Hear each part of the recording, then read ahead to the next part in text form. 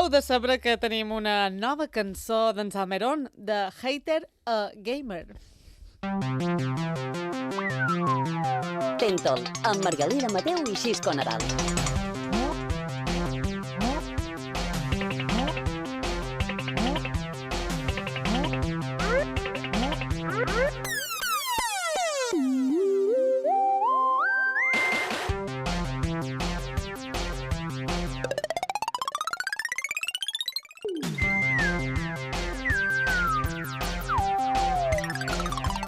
I encetam aquesta tercera i darrera hora del programa d'avui i ho fem amb en Miqui Fiol, el control tècnic Xisco Nadal, a punt per sentir una nova cançó. És que estic emocionadíssim. Abans hem pogut escoltar un petit tast del talent del nostre Jurat Salmerón i és que ja fris de poder escoltar en la seva totalitat aquesta fantasia que és gamer. Gamer. I de per fer-ho saludam a qui l'ha feta, Josep Salmerón.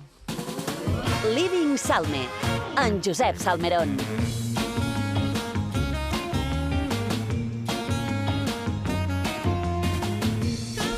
Josep Salmerón, com estàs?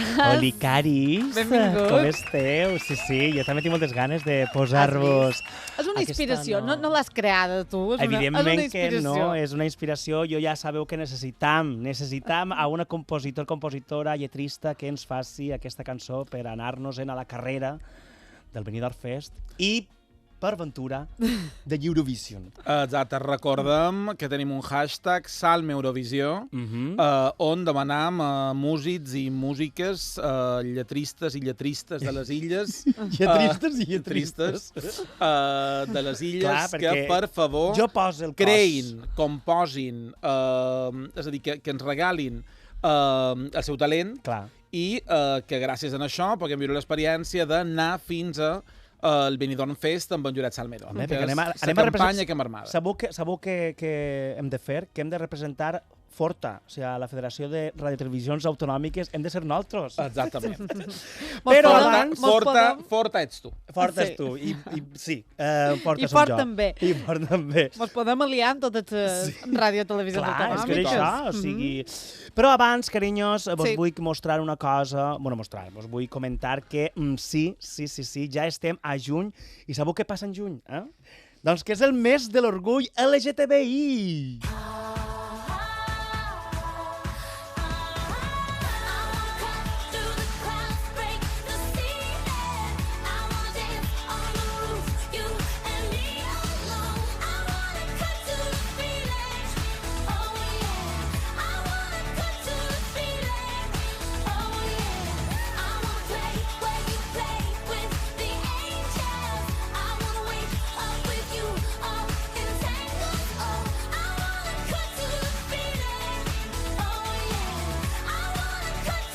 I sí, amigues meues, pels que estiguen escoltant-nos, perquè, clar, ningú ens veu, ens escolten. Però podries fer una descripció d'allò que tenim sobre la taula. He llançat a l'aire així la bandera LGTBI, la dels colors, que és els colors de l'Arc de Sant Martí. He col·locat també aquí una mascareta per recordar... Agafa-la des d'altre costat, Salme, agafa-la d'allà. Això, l'agafem d'aquí. I podem fer volar la bandera. La bandera l'hem col·locat aquí. Ben col·locada. I m'he posat aquí un mocador també una mica, diguéssim, flower poundy. O com diries tu, mocaor. Un mocaor. I és que, caris, no tenim prou amb un dia, el 28 de juny, que és el Dia de l'Orgull. Necessitem d'un mes sencer per dir a tothom que visca la diversitat i que per mantenir això i erradicar els discursos d'odi calen fer-nos més visibles, com ho fa el ballarí Marc Canemura, que és un ballarí famós per ballar amb artistes com Lady Gaga o Christina Aguilera, i en els seus vídeos a Instagram explota al màxim la seva ploma i precisament utilitza la bandera LGTBI en nombroses ocasions i també aquesta cançó que estem escoltant, que és la Cut to the Feeling, de la Carly Rae Jepsen, i que al final n'hi ha un vídeo molt famós que el va publicar el juny de 2018 i que va ser ja el més vist, i ell cada mes de juny que comença el torna a compartir. Apareix ell a la seva habitació, que és on se grava ell, vestit amb com una espècie de bandera també LGTBI que li fa de faldilla, i amb un muntó de perruques que se les va traient al compàs de la música i al final acaba també traient paperines i brilli i molta simpatia. És una manera també, aprofita ell no, el seu mariconisme, la seva ploma, també amb els seus balls. No? I d'altra banda també, clar, i és que precisament el mes de juny moltes marques comencen a col·locar el seu logo amb uns colors que recorden la bandera LGTBI, un poc també, no sé vosaltres, però un poc pinkwashing, no? Què significa pinkwashing? Doncs pinkwashing és pink el rosa, washing és rentar, i és com una rentada de cara de la marca a través de la moda de ser divers i estar a favor dels drets LGTBI, però evidentment això passa sobretot en països desenvolupats, com podria ser el nostre, però moltes vegades aquestes marques amaguen certa hipocresia, i per això el pinkwashing. Els drets LGTB s'han de respectar tot l'any. Efectivament, no només el mes de juny. Per aquí nosaltres, i jo, precisament, que sóc un maricón de València, aquí traguem la bandera, aquí nosaltres, carinyo. Què ha passat? Ara que dius que ets un maricón de València, quan dus el drama, l'eurodrama que han viscut o que viurem aquest estiu, que dia 14 de juliol conflueixen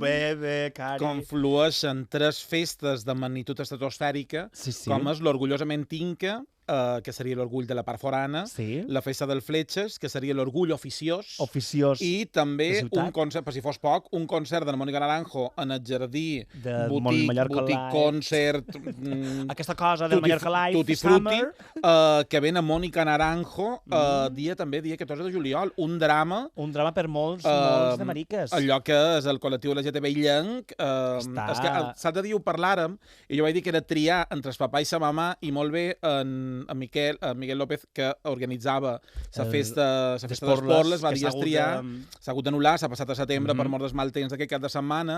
Ell va dir, ara han de triar entre papa, mamà i la predina. Clar, és que aquí has d'estar, que no saps amb qui anar, en qui fer cas. Jo crec que em quedaré a Ciutat, però poden passar moltes coses. I també l'endemà hi haurà un concert a Inca, que seran els Ojete Calor, que també el van haver de plaçar.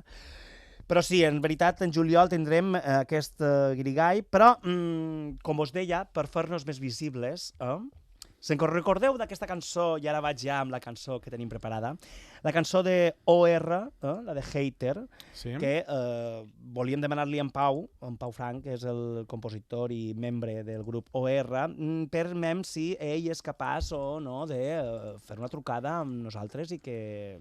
Ai, per favor, 971 13 99 00. Ens donem la captura del compositor, Pau Frank, telefona. Pilot d'avió. Sobretot perquè aquesta de Hater, jo el que he fet ha sigut composar una nova versió amb una lletra que tracta sobre, atenció, un gay, un xic marica, com jo, que cansat d'estar a tota hora a les xarxes socials, mentre no atura de procrastinar en la seva vida, decideix una altra cosa... Crec que procrastinar, gran verb, Salmerón, no és una cosa específicament LGTB. No, dic aquesta persona. No, però dic que és una cosa molt del món, això de deixar-ho tot per el darrer moment. Molt centennial i, si m'apures, també millennial, no? Nosaltres. Te sabria greu anar traduint, t'ho dic perquè nosaltres tenim oients de totes les edats. No, procrastinar seria un verb de nova moda, que és deixar-ho tot, anar fent altres coses, excepte... No, sinó que com que te fa tanta... Ara, per exemple, planxar.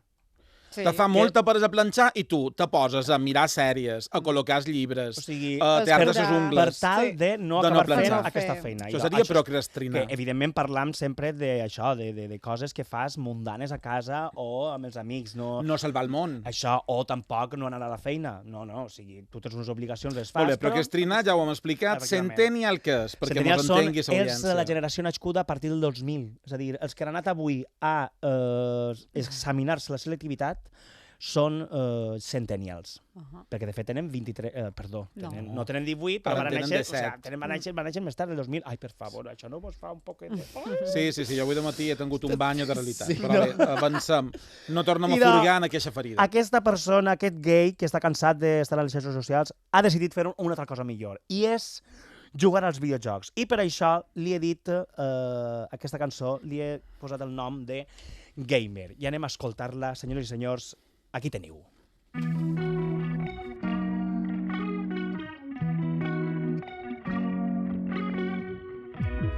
Grindr, Tinder, Instagram, converses que no acaben mai.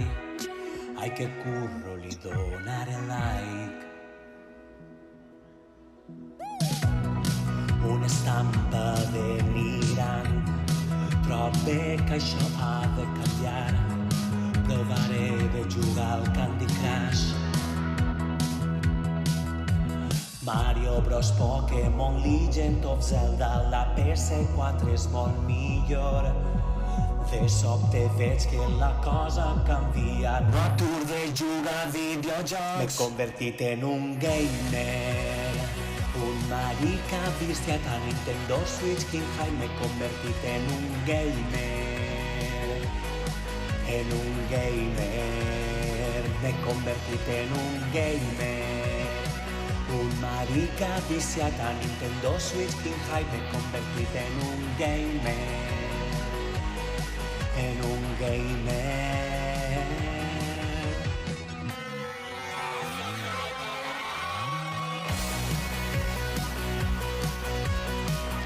Ai, sí, carinyets, que m'ha semblat, M'he convertit en un gamer.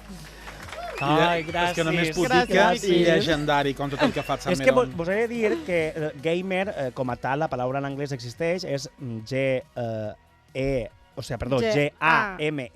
de jugador, de gamer. gamer. Però, clar, molts de gais, que n'hi ha una forta comunitat, diguéssim, de gais que són molt jugadors i tenen la paraula gay. Però és que a mi em va sorprendre el meu nebot, que té 6 anys, que em va dir, tio, tu eres gay? I jo, sí. I va, entonces eres gamer? I jo, mira, o sigui, vaig caure regolat. Va fer un xinxan, el meu nebot. Va fer un comentari de xinxan, que atenció. A vegades passa, està escoltant-se amb amiga Queralt, la ràdio, i diu Salme for Canet Rock, el Cudi amb els OR ja, i després ja anirà en el Benidorm Fest. Però que és que des d'aquí ho diu, una abraçada a Queralt, que ens escolta cada hora baixa, però ell ja te vol fent com a prèvies del Benidorm. M'he convertit en un hater? No, m'he convertit en un gamer. Hi ha molta afició, com dels videojocs. Sí. I a més, no només faig la cançó, sinó que també t'inventes una història d'un jove que està a Grindr, a Tinder, a Instagram. Converses que no acaben mai, ai, que curro, li donaré like. Això ho fan molts. I després, clar... A Nintendo Switch, King Hype. Exacte. Això perquè és mig en anglès, mig tal, però això és que per neorealisme italià. A mi me recorda l'Adri de Biciclete. Què és això, carinyo? Unes espècies neorealistes italianes, perquè tu allò que estàs descrivint és tota una situació que viu cada dia molta de gent. No, i ara que des d'aquí sempre un record per Vittorio De Sica. Vittorio. És que jo me quede patidifús. Sempre en tu, Vittorio De Sica, sempre en tu, bravo. Sempre en tu, però què és això? No, però jo crec que és hiperrealista, neorealista i hiperrealista, no sé exactament què diria. I és un poc el meu estil, que per això el meu estil, que com sabeu tinc ja un estil assentat. Ets una mescla entre na Carly Rae Jepsen, no?, i na Miley Cyrus. Estàs allà. Si ets de fora ser una coctelera, surt en Salme nostre. I per això, si qualcú, ja sabeu, ha de composar-nos alguna cosa, doncs que sigui realista, amb una lletra punyent i, sobretot, doncs, jovial, que arribi a tothom, sobretot. I sí, que sigui positivista, no? Efectivament, no volem aquí drama. Drama, ja n'hi haurà la típica cançó romàntica, bolero anava a dir, més així de balada. No.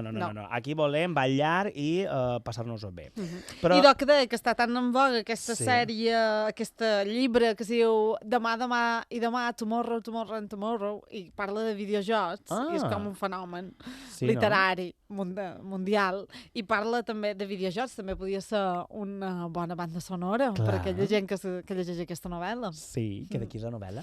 És d'una senyora americana i la veritat que està tenint molt d'èxit. De fet, Espanya, així a grans trets, és un dels països del món que més se consumeix videojocs, i tot allò de youtubers va néixer precisament dels que jugaven a videojocs, que en directe explicaven com jugaven i tal. Així va néixer tota aquesta gent, els Rubius i tots aquests youtubers. Gabriel Zevin, és l'autora d'aquesta novel·la, que ha tingut molt d'èxit per tot el món. I doncs llegirem també aquest llibre. I gamers, carinyos, perquè tornant al mes de l'orgull, heu de saber, i per això la visibilitat, que hi ha 64 països a tot el món en què encara contenen lleis que tipifiquen l'homosexualitat com a delicte, moltes de les quals es remunten al temps de, atenció, que això és important, la colonització europea. O sigui que també aquí n'hi ha un biaix i és important recordar-ho. En alguns països com Brunei, l'Iran, Mauritània, l'Aràbia Saudita, el Iemen o Uganda i en els estats del nord de Nigèria, pot condemnar-se a pena de mort una persona per participar en un acte sexual consentit entre persones del mateix sexe. La discriminació va més enllà del processament penal per ser LGTBI i pot incloure limitació a l'accés a l'atenció sanitària, dificultats per a trobar treball, assetjament o fustigació en el lloc de feina i moltes discriminacions més. Això ho he recollit d'Amnistia Internacional perquè és curiós perquè fins a febrer, atenció, de 2023, o sigui, enguany, 34 països, la majoria d'ells situats a Amèrica i Europa, reconeixen el matrimoni entre persones del mateix sexe, o sigui, no en tots els països del món encara reconeix aquesta diguéssim, llei que també d'alguna manera reconeix la diversitat i que també tothom pot ser això. I ara posarem aquesta cançó que m'encanta, que és del meu grup preferit, Horchata Sound System. Posa-la per allà, Orgasme.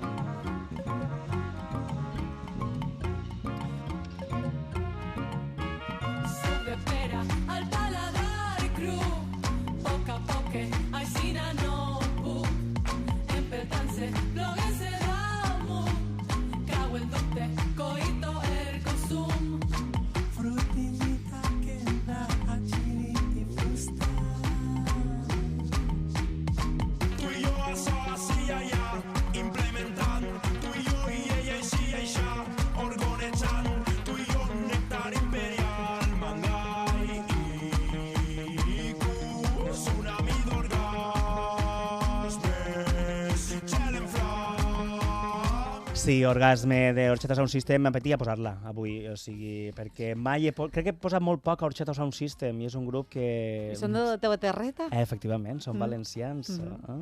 I a cap ja també, carinyos, per aquests dies, aquest mes de l'orgull, en molts estats del món, l'orgull, diguéssim, continua sent sobretot una protesta que posa de manifest els drets de les persones LGTBI, els commemora i lluita per ells.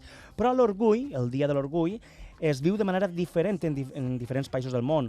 Moltes comunitats organitzen desfilades, marxes i concerts, que aquí ens passa també. De fet, aquí el que ens passa és que 3 dies seguits i es col·loquen el mateix dia i que reuneixen no només persones LGTBI, sinó també altres persones que són LGTBI friendly, que són aquesta gent que comulga i està també al costat d'aquesta gent, o en general, el públic en general, per tothom i cap problema. No obstant això, en altres llocs del món, els seus governs i els organismes encarregats de fer complir la llei bloquegen activament l'orgull, el dia de l'orgull, la qual cosa ocasiona riscos de seguretat per als qui participen en ell. Això ho tenim un exemple fa molt poc, fa molts pocs anys, i molt prop d'aquí, a Turquia, per exemple, van haver càrregues policials en un dia de l'orgull. Allà en Istanbul es va celebrar una manifestació i un encontre de l'orgull per defensar la diversitat i els drets de les persones LGTBI, però no estava del tot, diguéssim, el govern d'allà no ho veia molt bé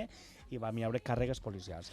Encara que l'orgull... Digues, carinyo. No, i que ningú doni res per fet, perquè ara amb aquesta onada reaccionària que hi ha als Estats Units, amb aquesta allau de lleis contra la comunitat LGTB a diferents estats, que s'està retrocedint en drets a marxes forçades. Per tant, que la gent no se pensi que ja és matrimoni LGTB, ja no me peguen pel carrer quan vaig de sa mà amb la meva parella. És que ja no me posen problemes per dir que som LGTB a la feina. No. Tot allò que està conquerit se pot perdre si la gent oblida que hi va haver d'altres que varen donar la vida per assolir aquests drets. I encara que l'orgull s'ha convertit a poc en una de les maneres més visibles de celebrar l'alegria, la resistència queer, en el món han existit sempre l'activisme, o sigui, no és una cosa d'ara ni tampoc és una cosa molt festiva.